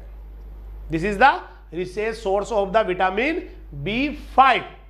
पेंटोथेनिक एसिड, पेंटोथेनिक एसिड नाम होता है B5 का, पेंटोथेनिक एसिड, तो इनमें मिलता है ब्रोकली में। ब्रोकली कोल क्रॉप ही है, मतलब हरी हरी सी गोभी आती है, गोभी वर्गीय फसल ही होती है ब्रोकली। यस, ये डाल दिए बच्चों ने फोटो भी उसकी, ऐसी सेम टू सेम यही आती है। और इसके बाद है now we are on the vitamin B6। B6 आ गया भाई। B6 को बोलते हैं पायरिडोक्सिन, या फिर पायरिडोक्सीमाइन, पायरिडोक्सामाइन या पायरिडोक्सल। B6 के पायरिडोक्सिन भी नाम है B6 का, पायरिडोक्सामाइट भी है, पायरिडोक्सल भी है ना। एक याद करो तो पायरिडोक्सिन, अगर सिंपली आपको एक याद करना है then pyridoxine is vitamin B6। Is it clear? उसके बाद में इसकी कमी से क्या क्या हो सकता है, तो मैंने जस्ट अभी थोड़ी देर पहले कहा था भैया विटामिन B5 से भी पेरेस्थेसिया हो जाता है, मतलब सुनसा हो जाता है, बॉडी पता नहीं लगता। और यहां पर भी एक तो एनीमिया वो हो सकता है, मतलब कमी से ना एनीमिया हो सकता है। और एक परिधीय तंत्रिका तंत्र है ना, परिधीय तंत्रिका तंत्र जो हमारा पेरीफेरी जो बॉडी की यहां पर होता है पार्ट, बाहर वाले जो साइड है पूरी बॉडी के ऊपर, उसके अंदर प्रॉब्लम आ सकती है बेटा। उसके अंदर कोई भी डिसऑर्डर आ सकता है जिसको कहते हैं पेरीफेरल न्यूरोपैथी। तो ये देखिए, एक तो एनीमिया हो गया, लैक ऑफ ब्लड। एनीमिया क्या होता है? खून की कमी, आरबीसी कम रह गई या है ना, हीमोग्लोबिन कम हो गया। एक परिधीय तंत्रिका तंत्र जो पेरीफेरल न्यूरोपैथी है वो भी प्रॉब्लम हो सकती है। जो पेरीफेरी जानते हो ना, एक तो सेंट्रल होता है जिसमें ब्रेन आ गया है ना, नर्व कॉर्ड वगैरह, अपनी रीढ़ की हड्डी आ गई, ये आते हैं। और उससे निकलने वाली जो तंत्रिकाएं जो हमारी त्वचा पे बॉडी में पूरे में जाती है, उसमें प्रॉब्लम आ सकती है, that is called peripheral neuropathy, peripheral neuropathy, peripheral neuropathy. अब कोई ज्यादा खा जाए तो भी इंद्रिय संवेदनाओं की क्षति हो सकती है, ज्यादा भी नहीं खाना चाहिए हो, नहीं तो उसकी मतलब उसकी जो सेंसर ऑर्गन्स है ना, सेंस चमड़ी, कान, इनको प्रॉब्लम आ सकती है बेटा, आंखें, इनको इंद्रिय संवेदनाओं को क्षति हो सकती है, राइट है। या तंत्रिका क्षति भी हो सकती है, अगर ज्यादा ले लिया तो भी नुकसान है और कम ले लिया तो भी प्रॉब्लम है, दोनों में ही प्रॉब्लम हो रही है, स्पेशली किसकी, तंत्रिका तंत्र वाली। ज्यादा ले लिया तो भी पता ही नहीं लगेगा, नुकसान हो जाएगा आपको, कोई छू रहा है कुछ भी कर रहा है पता नहीं लगेगा, और कम ले लिया तो भी प्रॉब्लम आएगी, दोनों के लिए। इसका मतलब इसका मेन खेल है सही मात्रा में B6 जाना चाहिए अगर आपका नर्वस सिस्टम आपको ठीक रखना है तो। क्लियर भाई? चलिए भाई अब लेते हैं इसके सोर्सेज क्या क्या है। तो मांस में बेसिक्स, मांस में बेसिक्स, सब्जियों में बेसिक्स, सब्जियों में बेसिक्स, केले में बेसिक्स, केले में बेसिक्स, सूखे मेवे में basics, basics basics basics, east में बेसिक्स, ईस्ट में बेसिक्स, व्हीट जर्म, अंकुरित जो गेहूं होता है ना उसके अंदर भी अच्छा बड़ा होता है, और दालों में भी होता है विटामिन बेसिक्स, बेसिक्स बेसिक्स। अभी 12 पे कहां पर आ गए इतने, 12 अभी 7 नहीं है क्या, अभी 7 है, 9 है ना, फिर उसके बाद 12 आएगा, ठीक है, फिर उसके बाद 12 आएगा, 12 लेट आएगा अभी। Is it clear?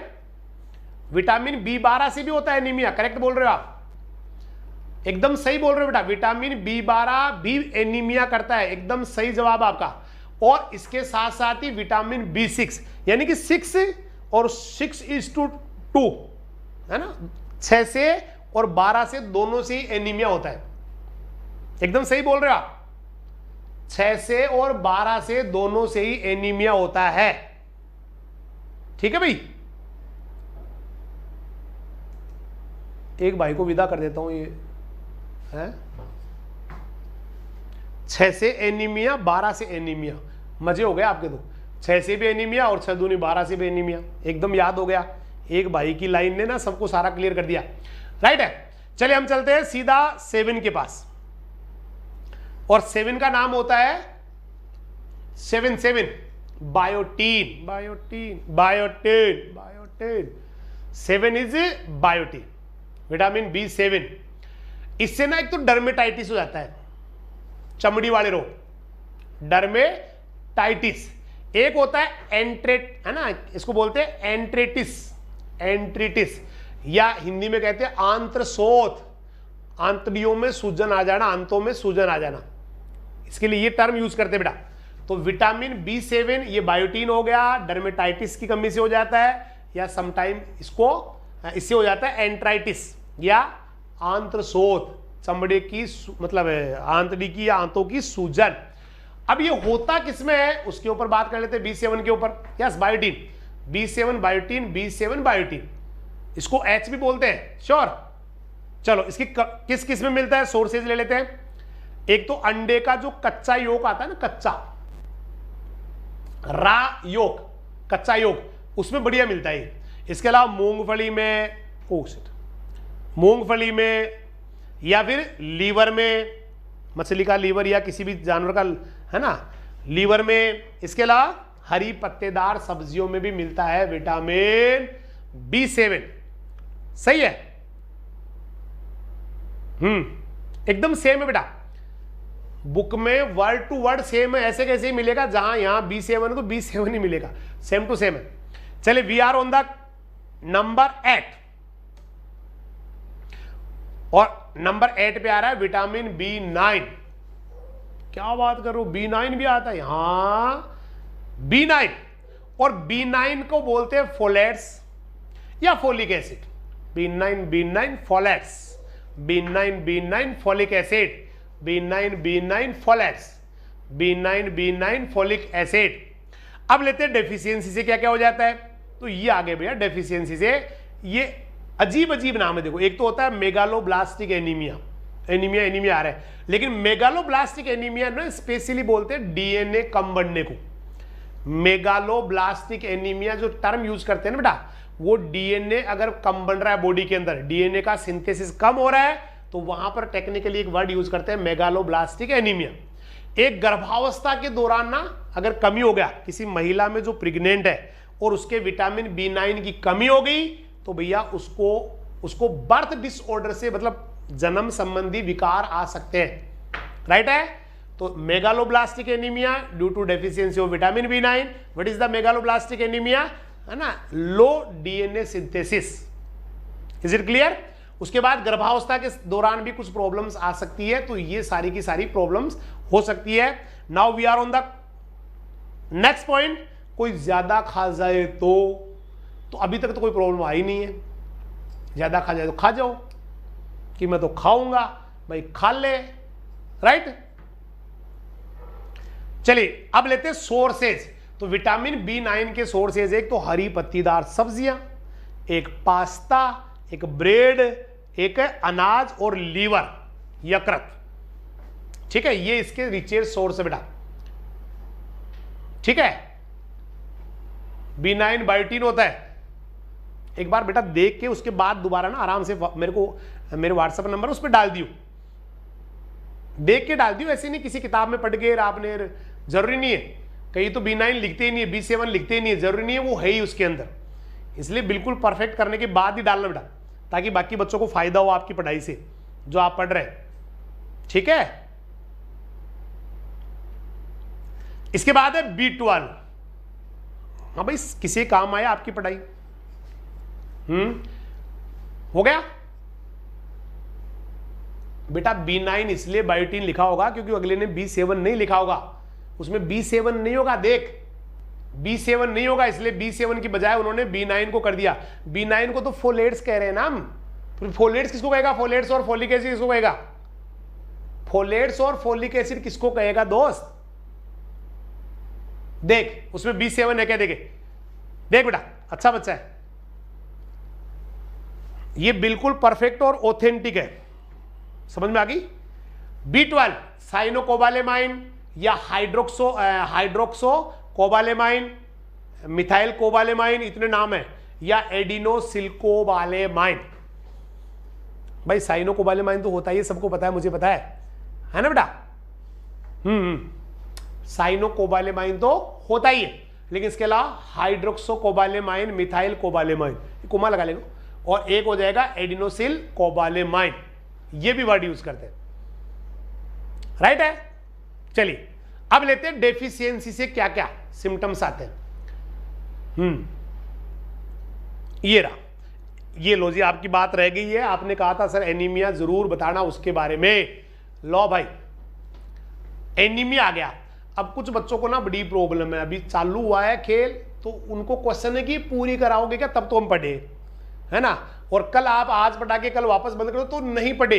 बेटा एक ऐसी मेरे को चैप्टर बता देना, एक इसके ऊपर एक ऐसा चैप्टर ढूंढ के ले आना जिसको मैंने पूरा नहीं पढ़ाया, पूरा नहीं पढ़ाया। भाई ये नहीं कि सर आपने पिछली 5 दिन से ना एनिमल हस्बेंड्री नहीं पढ़ाई, वो तो मैंने कहा मेरे को टाइम नहीं था, मैं चालू कर दूंगा आगे, आज चालू कर दिया वापस। इसलिए बेटा एक बार पता तो कर लेते भाई कहाँ पढ़ रहा हूं मैं, कौन सा चैनल है, इसके बारे में क्या क्या जो है ना अच्छी बातें हैं, क्या क्या बुरी बातें, उसके बाद कोई क्वेश्चन करो ना। अब ये मुझे पता नहीं आते बच्चों को, लेकिन उनको इससे कोई प्रॉब्लम नहीं है, ये नहीं आते, ये उनके लिए कोई प्रॉब्लम नहीं है।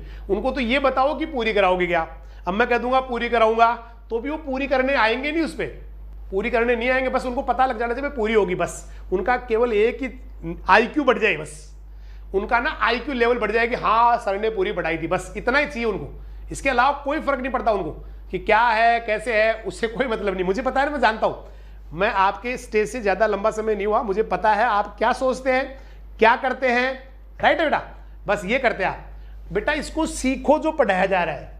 हम ना अगली आने वाली है ना उसकी कल्पना करते हैं, जो वर्तमान है उसको भूल जाते हैं। वर्तमान को जीना सीख ले दोस्त, जिंदगी में अगर कुछ करना है तो। ठीक है, वर्तमान को जीना सीख ले बेटा। ठीक है, चल बेटा अब आ जाते हैं विटामिन B12। मुझे पता है आपका विटामिन B12 बहुत फेवरेट है, जबरदस्त, आपको बहुत पसंद है। तो विटामिन B12 के सोर्सेज है ना वो ये है, मांस खाओ, मुर्गी खाओ, दूध पियो, लीवर खाओ, मछली खाओ, या फिर खाओ अंडे, क्योंकि परसों आ रहा है संडे। ठीक है, चलिए नेक्स्ट वाले पे चलते हैं। Vitamin C, ascorbic acid, vitamin C ascorbic acid आता है। तो मुझे पता बी जैसे ही खत्म हुआ ना, बी लीवर किडनी एग्जाम में आया हुआ है, thank you, liver kidney exam में आया हुआ, ये कह के ना आपने हमारी बातों में ना वजन डाल दिया, thank you. Vitamin C, vitamin C को कहते हैं एस्कॉर्बिक एसिड, राइट है, एस्कॉर्बिक एसिड। और एस्कॉर्बिक एसिड भैया स्कर्वी करता आया है, और मुझे लगता है ये अगर कमी रहेगी तो किसी को कर भी सकता है, राइट है। तो स्कर्वी, स्कर्वी सबको आता है, मुझे पता है, विटामिन सी, स्कर्वी, ये सबसे इजी वाला विटामिन माना जाता है दुनिया में, सबसे इजी होता है, राइट है। लेकिन कोई ज्यादा खा जाए तो ज्यादा खा जाए तो उसको पेट दर्द होना शुरू हो जाएगा, या फिर उसके दस्त हो जाएंगे, या फूल जाएगा पेट। देखो पेट दर्द हो गया, दस्त हो गए, पेट फूल गया, है ना, ये प्रॉब्लम हो सकती है अगर कोई आदमी विटामिन सी का ज्यादा सेवन कर ले तो, ठीक है भाई। चलिए विटामिन सी मिलता कहां है, तो ये है विटामिन सी के रिचेस्ट सोर्सेस। एक तो बारबेडोस चेरी, बारबेडोस चेरी सबसे ज्यादा रखती है, कितना रखती है चलो बताओ, बारबेडोस चेरी कितना रखती है। उसके बाद आंवला रखता है 600 से 700 मिलीग्राम, मुझे पता आपको आता है, हालांकि बुक्स में ना इसके फिक्स एक्यूरेट मिल जाएंगे, दोनों के बीच में भी लगे मिल जाएंगे। अमरूद रखता है 228.3, आम रखता है 36.4, राइट है। धनिए की पत्तियों में होता है 135 mg पर 100 ग्राम। और नींबू वर्गीय फल तो आपको पता है विटामिन सी के शानदार स्रोत होते ही है। एक बच्चे ने लिखा है जी 1677 रखता है, बहुत अच्छा बच्चा है बदमाश, वो ना बुक ले गया, सबसे पहले बुक वही लेके गया था और उसी ने लिखा एकदम करेक्ट 1677, शैतान। बारबेडोस चेरी में सबसे ज्यादा होता है 1677.6 mg, एक ही बच्चे का सही है, और वो इसलिए सही है क्योंकि वो किताब पहली ले गया था। 1677.6 mg पर 100 ग्राम, राइट है। आंवले में होता है 600 से 700 के बीच में। अब 600-700 के बीच में हो सकता है किसी बुक ने ना एक कोई बीच में फिक्स वैल्यू भी डाल दी है, मैं मना नहीं करता हूं, बाकी 600 कम से कम होता है देखो, और 700 ज्यादा होता है। तीसरे नंबर पे अमरूद आता है। ये सीक्वेंस याद कर लेना बेटा, ये सीक्वेंस याद कर लेना। नंबर 1, अगर ये नहीं आए तो नंबर 2, और ये नहीं आए तो नंबर 3, ये तीनों सीक्वेंस से याद करना, क्योंकि इनमें कैसे भी क्वेश्चन आ सकता है, ठीक है। हाँ चिली में बहुत होता है, वेजिटेबल्स में ना चिली में भी होता है, राइट है। लेकिन उससे पहले आंवला भी तो रह गया ना, आंवला भी तो वेजिटेबल ही है। Is it clear? उसके बाद में ये फिर अब बाद में तो आएंगे सारे के सारे, हालांकि ये जरूरी नहीं है, ये देखो ये धनिया की पत्ती इससे पहले आएगी, लेकिन ये 1 2 3 फिक्स है। 1 बारबेडोस चेरी, सेकेंड अनोला या Indian gooseberry, and third is guava. Sometime ना देखो, ये तो मुझे ज्यादा कोई लगा नहीं कभी ये क्वेश्चन किसी एग्जाम में, मतलब हो सकता है कभी पूछा गया हो, लेकिन कम से कम ही आया ये, ठीक है भाई साहब। गलत तो यहां क्या कोई लावणो बट रही हो सके, पंजीरी थोड़ी बट रही है। गाड़ी कहां खड़ी करके आए हो, गाड़ी कहां खड़ी करके आए हो भाई?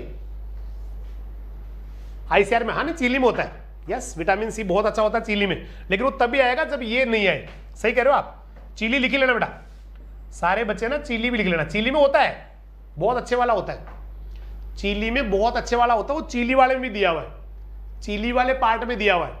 उसको याद ही ऐसे ही करते हैं कि भाई हम मिर्च खाने के बाद सी करते हैं, क्योंकि उसमें विटामिन सी होता है, ऐसे भी कर लेते हैं। चिली भी आएगा, सही कह रहे हो। यहां पर हो गया number 1 BC Barbados cherry, number 2 पे आ गया। देखो ज्यादातर जो, हाँ मैं ये कह रहा था, इन राजस्थान में ज्यादातर जो आया है ना कभी ये क्वेश्चन, तो ये आया है, और उसके बाद सेकंड नंबर पे ये पूछा गया है, इसलिए तीनों याद करने पड़ेगा, तीनों के तीनों याद करने पड़ेंगे, ठीक है। चलो बाकी तो हो ही गया, धनिया की पत्तियों में होगा 135 mg, नींबू वर्गीय फलों में, सब्जियों में, इनमें होता ही है सब में। चलिए नेक्स्ट पे चलते हैं। Now we are on the vitamin D, vitamin D, vitamin D. Vitamin D भी 2 होते हैं, एक होता है D2, एक होता है D2, एक होता है D3। D2 का नाम होता है अर्गो कैल्सिफिरोल। अर्गो एक्चुअली हम लोग ना विटामिन डी को बोलते हैं कैल्सिफिरोल। कैल्सिफिरोल नहीं, 2 होते हैं, एक विटामिन D2 होता है जिसके लिए अर्गोकेल्सिफेरॉल वर्ड यूज करते हैं, एक विटामिन D3 होता है जिसके लिए वर्ड यूज करते हैं कोलेकेल्सिफेरॉल। बेटा सेम क्वेश्चन रिपीट नहीं करना है, प्लीज अपना पर्सनल क्वेश्चन यहां रिपीट ना करें, बाकी बच्चों को पढ़ने दे, ठीक है बेटा। प्लीज मुझे हर कमेंट दिख रहा है, आप ये मत मानना कि कमेंट सर को दिख नहीं रहा तो मैं दोबारा डाल दूं, ऐसे मत करो बेटा, प्लीज इनको पढ़ने दो। जो बच्चे पढ़ना चाहते हैं उनको डिस्टर्ब करने का अधिकार भगवान ने आपको नहीं दिया है, इस चीज को ध्यान में रखना बेटा। आपके पूछे हुए क्वेश्चन से अगर यहां पर देख रहे 194 स्टूडेंट का फायदा होता है ना, तो इसका पुण्य आपको जरूर मिलेगा बेटा, इसका पुण्य भगवान आपको जरूर देगा। लेकिन अगर आपके क्वेश्चन से 1 मिनट किसी बच्चे की खराब हो रही है ना, तो उसका पाप भी आपको लगेगा, इसको नोट कर लेना, इसका पाप भी आपको लगेगा। अभी आपका पर्सनल क्वेश्चन है कि इसमें केमिस्ट्री बायोलॉजी भी आएगी, आपका पर्सनल क्वेश्चन है, हर बच्चे का क्वेश्चन नहीं है, इससे आपके अलावा किसी को फायदा नहीं होगा। इसलिए प्लीज थोड़ा कंट्रोल रखें अपने आप को, उसके लिए हमने पर्सनल नंबर दे रखे हैं, बच्चे टाइप कर देंगे, उसके ऊपर आराम से बात करें, पूछे सर से जो भी जानकारी थी इसके बारे में। चलिए बेटा, विटामिन D2 ये अर्गोकेल्सिफेरॉल और D3 होता है कोलेकेल्सिफेरॉल, क्लियर। अब इसका ये बनता किससे, देखो इसका एक बहुत अच्छा क्वेश्चन है कि आज का एर्गोस्टेरोल, आज का अर्गोस्टेरोल, कल का vitamin D, very very most question है। Ergosterol is the precursor of vitamin D, ergosterol is the precursor of vitamin D, is it clear. Ergosterol याद नहीं कर रहे मुझे लग रहा है, ergosterol is the precursor of vitamin D, हो गया। चलिए अब लेते हैं इसकी कमी, ये दोनों अलग अलग याद करना बेटा। D2 का नाम होता है अर्गोकेल्सिफेरॉल, D के भी दो होते हैं, D2 और D3, अर्गोकेल्सिफेरॉल और D3 हो गया कोलेकेल्सिफेरॉल। और आज का अर्गोस्टेरोल या एर्गोस्टेरोल और कल का विटामिन D2 हो गया भाई। अब आ जाते हैं इसकी कमी से क्या होता है, तो देखो जी रिकेट्स होता है, रिकेट्स या उसको कहते हैं पिजन चेस्ट, है ना, कबूतर की तरह सीना हो जाएगा, कमजोर हो जाएंगी हड्डियां, ये तो बच्चों में ज्यादा होता है। और बड़ों में इसकी कमी से हो जाता है ओस्टियोमेलेसिया। हाँ, आज का अर्गोस्टेरोल, कल का विटामिन D2, तो रिकेट्स होता है या पिजन चेस्ट। पिजन का मतलब क्या हो गया, कबूतर, और चेस्ट क्या हो गया बेटा, छाती। तो कबूतर की जगह मुलायम हो जाएगी छाती, क्योंकि हड्डियां नहीं रहेगी, हड्डियां मजबूत नहीं रहेगी, तो बच्चों में कमजोर और मुलायम हड्डियां हो जाएगी। इसको या तो पिजन चेस्ट के नाम से जानते हैं या इसको कहते हैं रिकेट्स, क्लियर। और बड़ों में जो है ना, बड़ों में अगर हड्डियां मुलायम होगी इसकी कमी से, D2 की कमी से, तो उसको हो जाएगा ओस्टियोमेलेसिया, ओस्टियोमेलेसिया, हो गया। चलिए भाई, अब लेते हैं ज्यादा खा जावे तो कोई, तो भैया उसको हो जाएगा हाइपर विटामिनोसिस D, ज्यादा से क्या हो जाएगा, हाइपर विटामिनोसिस D। भाई हाइपर मींस होता है क्या है, ज्यादा हो, हाइपर हाइपर ज्यादा हो, तो hyper vitaminosis D, is it clear. अब चलते हैं विटामिन E के पास, ई, अच्छा सोर्सेस तो रहेंगे इसके, हाँ बहुत इंपॉर्टेंट वाले बात तो रहेंगे, है ना। हाँ, सूर्य की धूप, एकदम सही जवाब है इस बार आपका, सूर्य की धूप में रहता है, अंडों में मिलता है, लीवर में मिलता है, मछलियों की कुछ प्रजातियों में मिलता है, जैसे सार्डिन्स मछली में। देखो ये क्वेश्चन आ सकता है एग्जाम में कि मछली की प्रजाति जिसमें विटामिन D बहुत अच्छे वाला पाया जाता है, सार्डिन्स। मशरूम के भी क्वेश्चन आ सकता है, मशरूम तो स्पेशल आपके अलग से भी क्लास उसमें सिलेबस में, तो सिटेक जो मशरूम होती है, सिटेक, वो भी विटामिन D का अच्छा सोर्सेज होता है, इज इट क्लियर। सूर्य की धूप में विटामिन D, अंडे में विटामिन D, लीवर में, सूर्य की धूप, लीवर, है ना, अंडे, मछलियों की जो स्पेशली सार्डिन्स मछली में होता है, सार्डिन्स।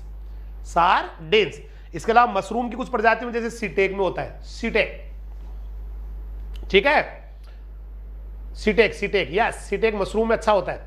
चलिए हम लोग चलते हैं 12th नंबर पे, और 12th नंबर आ गया आपका विटामिन K, जिसका नाम होता है टोकोफिरॉल या टोकोएट्रिएनॉल्स।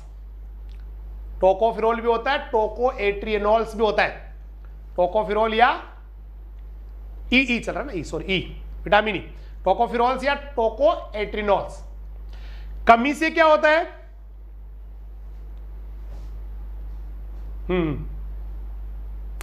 क्या होता है भाई, कमी से, विटामिन E की कमी से जो छोटे बच्चे होते हैं ना, उनके तो होता है हिमोलाइटिक एनीमिया, मतलब उनकी जो हीमोग्लोबिन है वो टूटना शुरू हो जाएगी।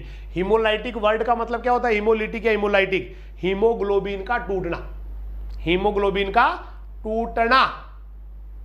ठीक है, एक क्वेश्चन बार बार रिपीट हो रहा है, हटवा देंगे। हीमोलाइटिक एनीमिया में क्या हो रहा है? ब्लड जो है ना एनीमिया, हाँ मतलब टूटना शुरू हो जाता है हीमोलाइटिक। या फिर बांझपन, कमी से क्या हो सकता है? बांझपन, स्टेरिलिटी। या प्रजनन के लिए चाहिए, प्रजनन वाला, हाँ बहुत अच्छा लिख रहे हो, प्रजनन वाला क्वेश्चन इसका बहुत इंपॉर्टेंट होता है कि भैया अगर विटामिन ई नहीं है तो प्रजनन शक्ति चली जाएगी, प्रजनन शक्ति नहीं रहेगी, क्योंकि ये प्रजनन के लिए चाहिए। बांझ हो जाएगा इंसान, संतान उत्पत्ति करने के लायक नहीं रहेगा। अब कोई ज्यादा खा जाए तो, मान लो खा जाए आदमी, खा जाए, चबा जाए, तो उसको हो जाएगा दिल का दौरा, दिल का दौरा पड़ने की संभावना बढ़ जाएगी उसको। राइट है। अब मिलता क्या है vitamin E?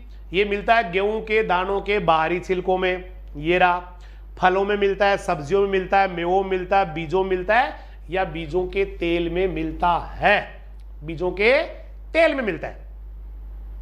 Is it clear? चलिए बेटा, लास्ट आ गया विटामिन के, हरे प्याज में मिलता है, बधाई। विटामिन के का साइंटिफिक नेम होता है फाइलोक्विनोन, फाइलोक्विनोन, मेनाक्विनोन या नेफ्थाक्विनोन।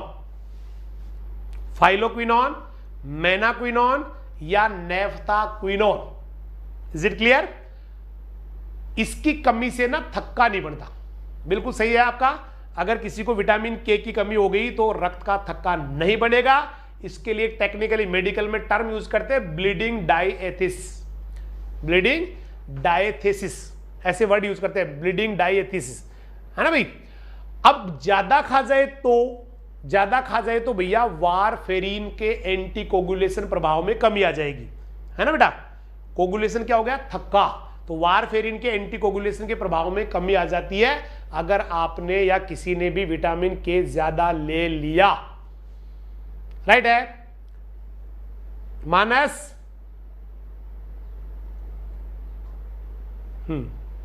चलिए बेटा, we are on the last point, that is sources. और इसके सबसे बढ़िया सोर्सेज, एक तो फूल गोभी, एक लीवर, है ना, सोयाबीन, हरी पत्तेदार सब्जियां, पालक और अंडे का पीतक। टाइम हो गया बेटा। तो ये इसके सारे के सारे, हाँ, फूल गोभी, लीवर, सोयाबीन, हरी पत्तेदार सब्जियां, पालक या अंडे की योक में होता है बहुत ही ज्यादा विटामिन के। ठीक है बेटा। तो कल फिर जो है ना हॉर्टिकल्चर के लिए कल, बाकी तो मैं जस्ट आ ही रहा हूं, शायद 6 बजे वाली क्लास भी लग सकती है आज थोड़ा सा, हालांकि वो आरएबीडी क्वेश्चन मुझे बनाने हैं, थोड़ा टाइम भी लग सकता है, थोड़ा लेट भी हो सकती है, तो हम डाल देंगे। और एग्रोनॉमी भी कल से आपकी चालू हो जाएगी। पहले मैं ड्राई फार्मिंग ले रहा हूं, उसके बाद में सीधा वीड पे आऊंगा। राइट है, इस तरह से हम लोग ना आगे शुरू करेंगे। तो बहुत बहुत धन्यवाद आप सभी का सहयोग करने के लिए, जुड़ने के लिए, इतना स्नेह और इतना प्रेम जताने के लिए बहुत बहुत धन्यवाद। मिलते हैं जस्ट अगली क्लास में, शायद 6 बजे वाली या फिर 7:30 वाली, अगर टाइम पे हो गया तो 6 बजे वाली लगेगी आज। तब तक के लिए सभी को नमस्कार, जय हिंद, जय राजधानी, सत श्री अकाल, सब्बा खेर, वाहे गुरु दी फतेह, खुदा हाफिज, अल्लाह हाफिज, राम राम। एग्रीकल्चर में है शानदार कैरियर, और एग्रीकल्चर मतलब राजधानी फाउंडा, पचकोड़िया, जयपुर, राजस्थान। एग्रीकल्चर में राजस्थान ही नहीं, नॉर्थ इंडिया का किंग कौन, फैसला आप करें। राजधानी फाउंडा ने इस साल दी है आईसीआर में हिंदुस्तान की कैटेगरी की 8वीं रैंक और सामान्य वर्ग की 60वीं रैंक। राजस्थान जेड 2020 में टॉप 10 में से 8 विद्यार्थी, टॉप 50 में 22 विद्यार्थी राजधानी फाउंडा पचकोड़िया के। बिना जेड सीधे प्रवेश 2019 में राजस्थान की 63% सीटों पर राजधानी ने किया कब्जा। जहां 90% बच्चे कर रहे हैं 12वीं के बाद तैयारी में 1-2 साल खराब, वही राजधानी मचा रहे धूम। 12वीं के साथ ही जेट 2020 में 480 में से निशांत यादव ने प्राप्त किए 408 नंबर, यश शर्मा ने 394 नंबर। इस वर्ष इंस्पायर अवार्ड के रूप में मिलने वाली है 2 करोड़ 60 लाख रुपए की स्कॉलरशिप। कक्षा 12 के परिणाम में 97% या अधिक एक विद्यार्थी, 95% या अधिक 3 विद्यार्थी, 94% या अधिक 7 विद्यार्थी, 93% या अधिक 11 विद्यार्थी, 90% या अधिक 40 विद्यार्थी और वो भी ओवरऑल ऑप्शनल सब्जेक्ट में 100% लाने वाले 2 विद्यार्थी, 99% या ज्यादा लाने वाले 3 विद्यार्थी, 97% या अधिक लाने वाले 19 विद्यार्थी, 90% या अधिक लाने वाले 163 विद्यार्थी। 10वीं से 12वीं साइंस व एग्रीकल्चर में अजय कुमार मीणा ने की 39% की रिकॉर्ड वृद्धि, रिंकू यादव ने की 37% की वृद्धि, नरेश पाटीदार ने 36% की वृद्धि। प्रकृति की गोद में 10 बीघा में फैला विशाल कैंपस, आधुनिक सुख सुविधा से युक्त separate girls and boys hostels. राजधानी एजुकेशन ग्रुप पचकोड़िया यूट्यूब चैनल व मोबाइल ऐप पर रोजाना ऑनलाइन क्लासेस भी। ICR, Z, BHU, agriculture supervisor 11-12 class के ऑनलाइन कोर्सेज भी उपलब्ध 11वीं 12वीं के साथ, और इसके बाद भी ICR, जेड, BHU की क्लासेज उपलब्ध। राजधानी एजुकेशनल ग्रुप पचकोड़े जयपुर में शामिल है Rajdhani science Dhara for preparation of NEET JEE, Rajdhani foundation for preparation of ICR, Z, BHU, Rajdhani public senior secondary school for all academic classes, Rajdhani girls and boys hostel with modern facilities और residential block. साथ ही visit करें www.rajdanigroup.in। Helpline number 9314130130, call 9001001311।